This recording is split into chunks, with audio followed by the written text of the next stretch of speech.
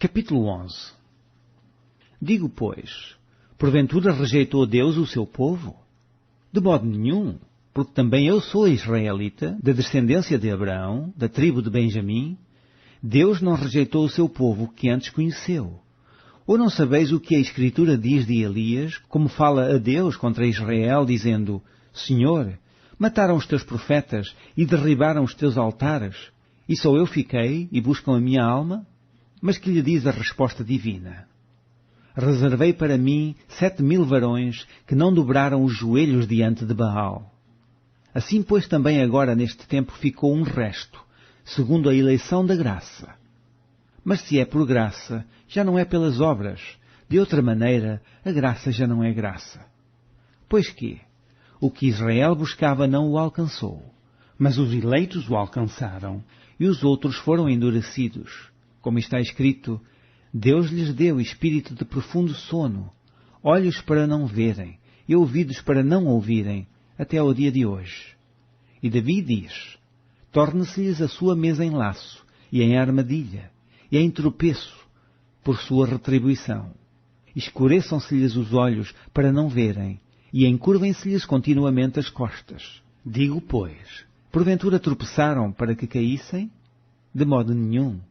Mas pela sua queda veio a salvação aos gentios, para os incitar à emulação.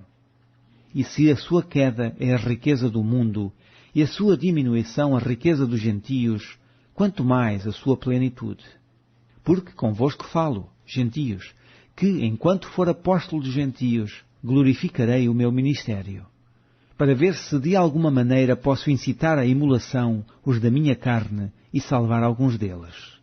Porque, se a sua rejeição é a reconciliação do mundo, qual será a sua admissão, senão a vida entre os mortos? E, se as primícias são santas, também a massa o é. E se a raiz é santa, também os ramos o são.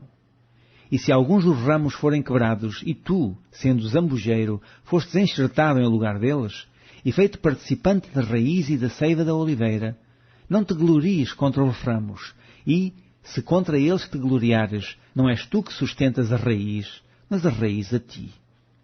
Dirás, pois, os ramos foram quebrados para que eu fosse enxertado. Está bem, pela sua incredulidade foram quebrados, e tu estás em pé pela fé. Então não te ensoberbeças, mas teme. Porque se Deus não poupou os ramos naturais, teme que te não poupe a ti também. Considera, pois, a bondade e a severidade de Deus, para com os que caíram severidade, mas para contigo a benignidade de Deus, se permaneceres na sua benignidade, de outra maneira também tu serás cortado. E também eles, se não permanecerem na incredulidade, serão enxertados, porque poderoso é Deus para os tornar a enxertar.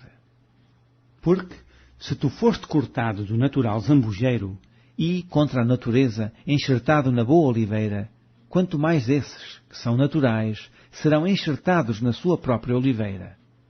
Porque não quero, irmãos, que ignoreis este segredo, para que não presumais de vós mesmos, que o endurecimento veio em parte sobre Israel, até que a plenitude dos gentios haja entrado.